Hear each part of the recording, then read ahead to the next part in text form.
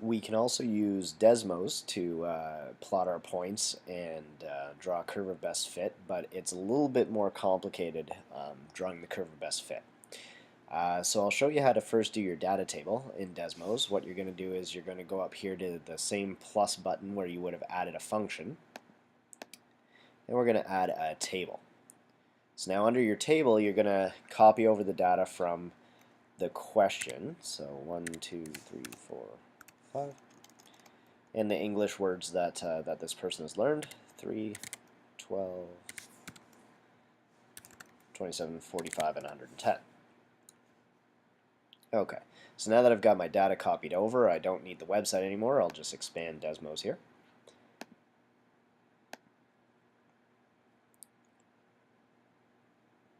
Okay, so I've got all my points plotted here, but you can't see all the points on the screen really easily. I can only see these two. And if I zoom out, I can see all my points, but they start to get really kind of squished up here against the vertical axes.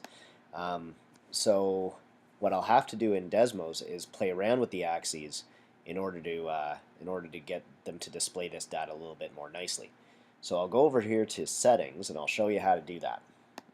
So in Settings, on the horizontal axes, I don't need any values smaller than 1, so I'm going to put this smallest x value as, let's say, -2. Then I don't need any values bigger than 5, so I'm going to set this one to 8. So now I'm only displaying x values between -2 and 8, which is more than enough to see all my points clearly. On the vertical axes, I don't have any values smaller than 3, so again, I'll just set this to maybe -5. And I don't have any values bigger than 110. So I'll set my biggest y value to, let's say, 120. Okay, so now I can see all my points really nicely on my graph. While I'm in here, I can also add a label to the horizontal and vertical axes. So the horizontal axes, let's name that number of days in ESL. So days in ESL. And the vertical axis was the number of English words that were learned. Okay, so now if I click away, I can see my points nicely plotted, and I can see the titles on my two axes. If you want to have Desmos draw the curve of best fit for you, you're going to need another piece of information. So Desmos will draw a curve of best fit for you if you tell it what sort of curve you want it to draw.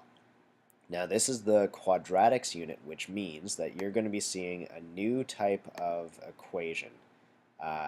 And what we're going to do is we're going to go up to this add item here, and we're going to add in an expression, and we're going to write out what's called the quadratic equation in standard form. So that's y equals ax squared plus bx plus c. So this is the quadratic equation in standard form, and you're going to be using this more and more throughout this unit. Now, in order to get a curve of best fit, what you're going to do is you're going to add a slider for the a value, the b value, and the c value. So when I do that, I get a quadratic curve, and I have the a values here set to 1, 1, and 1. So the a value, the b value, and the c value are all set to 1. And the sliders allow me to change that. As I change the value of a, my curve changes. As I change the value of b, my graph kind of rocks back and forth. As I change the value of c, my graph goes up and down. So I can play with these values until I get a curve that I think matches the data as closely as it possibly can, and I think it's probably about there. I'm not going to get a perfect curve to go through these points.